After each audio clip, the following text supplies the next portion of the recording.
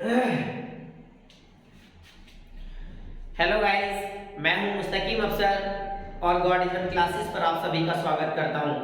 देखिए, मैं आपको स्टेप बाय स्टेप के ग्रामर दे रहा हूं और मैथमेटिक्स की भी क्लासें मैंने आपको शुरू कर दी हैं। तो ज़्यादा से ज़्यादा जितने अपने साथी हैं सबको जोड़ लीजिए और एक बार इस वीडियो को अपने ग्रुप में शेयर कर दें। तो चलिए सीखते हैं आज यूज ऑफ देयर। क्या सीखते हैं? Use of their.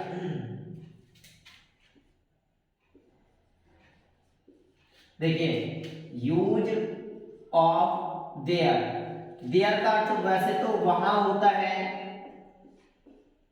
वहां, लेकिन क्या करते हैं हम इसकी आइडेंटिफिकेशन बताते हैं। क्या बताते हैं? आइडेंटिफिकेशन बताते हैं आपको।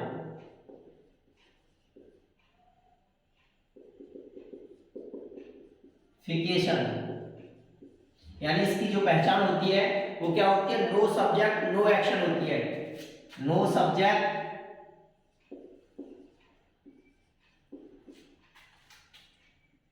No action. देखिए, मैं कह सकता हूं उसके लिए पहचान। अब यहां समझ लीजिए कि मैं क्या बता रहा हूं आपको। जिस वाक्य में ना तो सब्जेक्ट होती है और ना ही कार्य होता है, जिस वाक्य में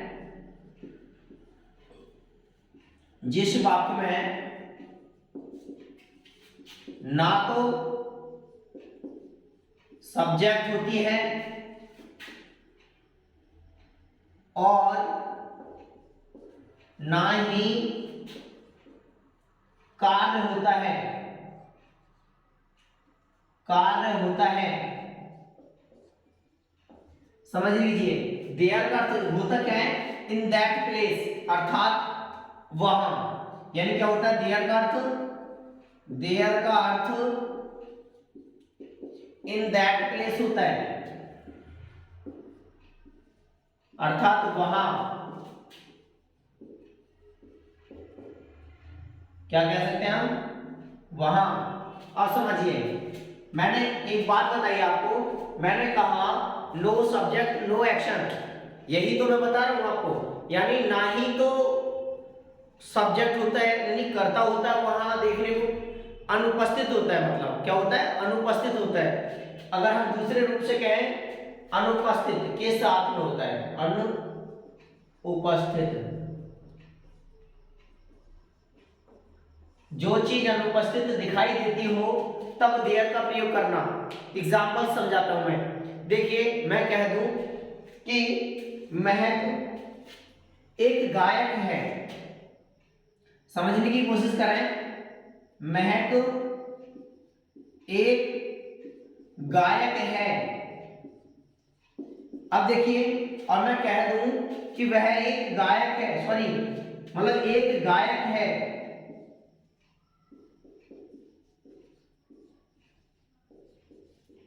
देखिए, ये टेंस मैंने दो तरीके से बताना है आपको।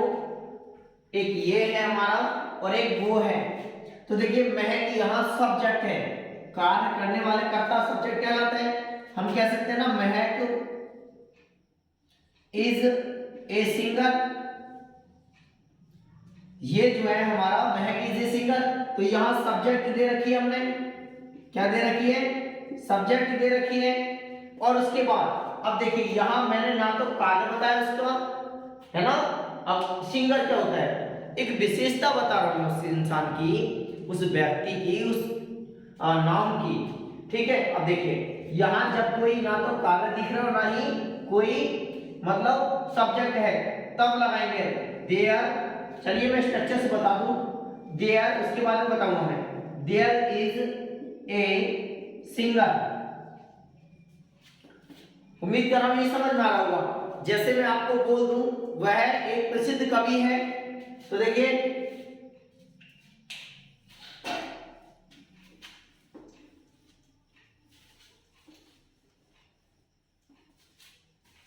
वह एक प्रसिद्ध कवि है। तो हम इसको कैसे बनाएंगे? He is a famous poet, लेकिन यहां कवि दिया है, यानी सब्जेक्ट दिया है ही। अब मैं बोल दूं एक प्रसिद्ध कवि है, एक प्रसिद्ध कवि है, तो देखिए यह सब्जेक्ट है क्या, है कौन आखिरकार कवि, यानी प्रसिद्ध है कौन, तब नहीं है तो यहां पे क्या करेंगे, अनुपस्थित चीज है तब देयर का प्रयोग करेंगे। इज ए फेमस पोएट, तो मैं क्या कह सकता हूं, देखिए he is a famous poet, और तब ये हटा दी जाए तब क्या करेंगे, एक प्रसिद्ध कवि है तो there is a famous poet. उम्मीद कर रहा हूं समझ में आ रहा होगा। चलिए मैं आपको बताता हूं, जैसे मैं कह दूं एक राजा था, पहले मैं इसका स्ट्रक्चर से दूंगा आपको, इसे साफ कर लूं और उसके बाद इसका स्ट्रक्चर दूंगा मैं आपको।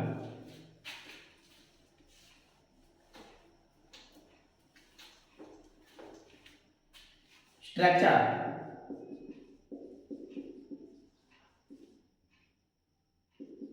स्ट्रक्चर देखिए सबसे पहले देयर का प्रयोग करें, उसके बाद जो सेंटेंस हो उसकी हेल्पिंग वर्ब लगाएं, और उसके बाद क्या लगा सकते हैं हम लोग, नाउन लगा सकते हैं, है ना, नाउन हो सकता है या आर्टिकल्स हो सकता है, एडवर्ब हो सकता है या एडजेक्टिव हो सकता है, एडजेक्टिव हो सकता है, यानी मैं यहां पूरा पूरा लिख देता हूं, ठीक है। देखिए मैं यहां से पूरा पूरा लिख देता हूं।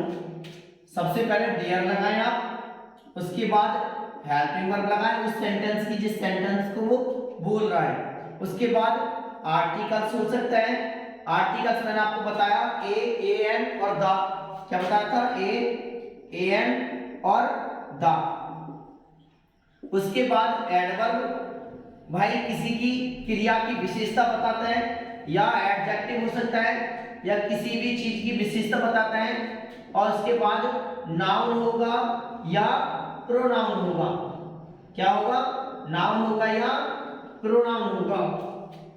अब समझने की कोशिश करें, ठीक है, जैसे मैं एग्जांपल से दे दूं, अब ये समझ लीजिए ए या ए एन आर्टिकल्स कहलाते हैं। देखिए मैंने अभी कहा था एक राजा था, अभी बताइए राजा उपस्थित है, नहीं है ना, तो मेरे साथी मेरे भाइयों जब उपस्थित नहीं है तो अनुपस्थित है, तब हम सबसे पहले क्या लगाएं, देयर। उसके बाद ये टेंस, ये भूतकाल में गया, वही राजाओं के दौर चले गए, राजा था तो इसका मतलब है नहीं, तो जो था तो वाज देयर, इसकी हेल्पिंग वर्ब क्या होगी, वाज। उसके बाद एक किंग, अब देखिए मैंने किंग ये एक विशेषता बताई या उस इंसान के लिए, जैसे राजा महाराजा हम जो बोल रहे हैं, या ये आर्टिकल्स है, क्या है, आर्टिकल्स है।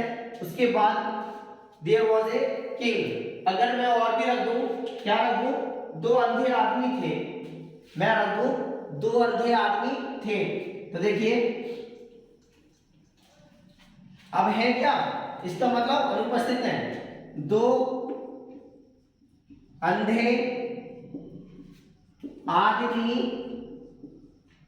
थे, तो हम क्या कह सकते हैं, अब देखिए दो अंधे आदमी थे, इसका मतलब है नहीं, मतलब थे, अनुपस्थित बात है, तो सबसे पहले क्या लगाए हम, देयर का प्रयोग करेंगे, देयर, तो सबसे पहले देयर, उसके बाद थे वर, उसके बाद काउंटिंग करनी है, दो आदमी, तो two blind man, two blind man, there were two blind man, दो अंधे आदमी थे, मैंने कहा दो अंधे आदमी थे, there were two blind man. अगर मैं टेंस को वो दूं, क्या, कि जंगल में एक शेर था, जंगल में एक शेर था, जंगल में एक शेर था,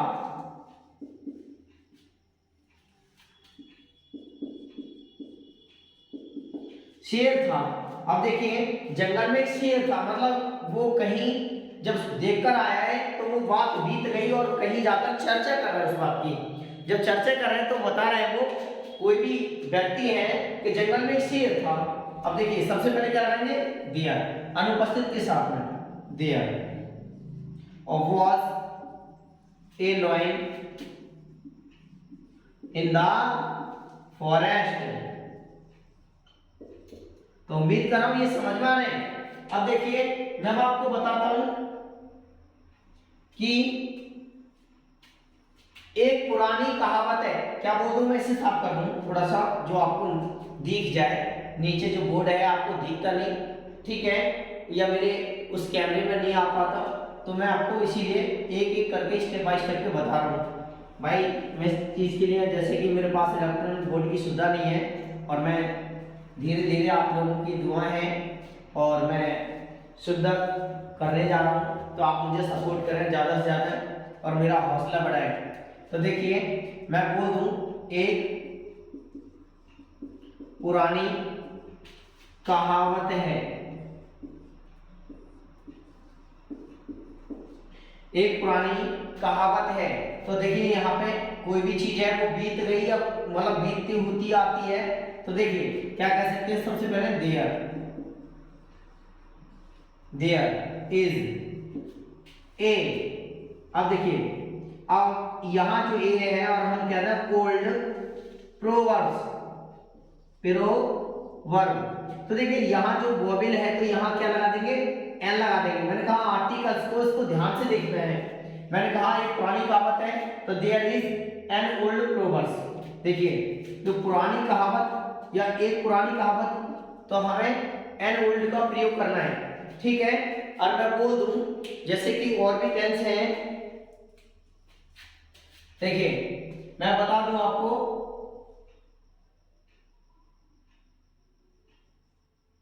शाम को एक मैच है, शाम को एक मैच है,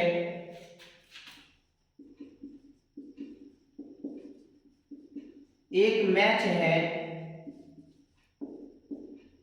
तो देखिए अब अभी प्रेजेंट में नहीं है, मतलब उम्मीद कर रहा है, उपस्थित वाली बात है, हो सकता है नहीं है, तो हम कह सकते हैं there is a match in the evening, in the evening. अब देखिए मैं बोल दूं गांव में कुआं है या गांव में कुआं था, ठीक है। देखिए गांव में एक कुआं था, तो क्या लगाएंगे हम, इसका मतलब वो बंद हो चुका, अनुपस्थित है। देयर वॉज ए बेल,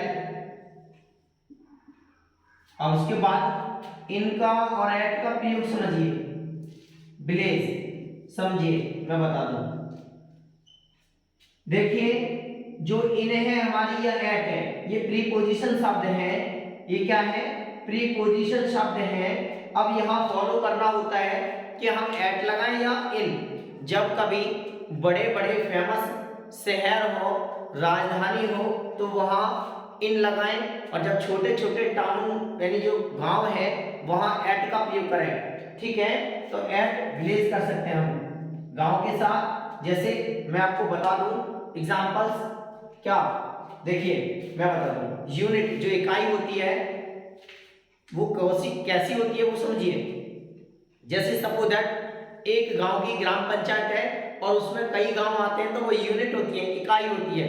इकाई मिलकर गांव बनता है, ठीक है, और गांव मिलकर एक कस्बा बनाया जाता है, टाउन बनाया जाता है, टाउन बना करके एक नगर निगम है, तहसील बनाई जाती है, तहसील मिलाकर एक जिला बनाया जाता है, और जिलाओं को यानी उसको इकट्ठा एकत्रित करके या उसकी घोषणा करके एक मंडल बनाया जाता है, और मंडल उसके बाद में फिर राज्य आता है या फिर केंद्र शासित आता है, केंद्र शासित के बाद में राज्य आता है, राज्य के बाद में राजधानी आती है, उसके बाद देश आता है।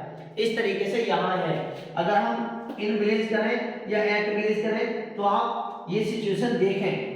तो thank you for watching this video, और ज़्यादा से ज़्यादा प्लीज़ मेरी रिक्वेस्ट है आपसे, मुझे सपोर्ट करें, मुझे सपोर्ट की आपकी ज़रूरत है। इस वीडियो को शेयर करें। Thank you for watching this video.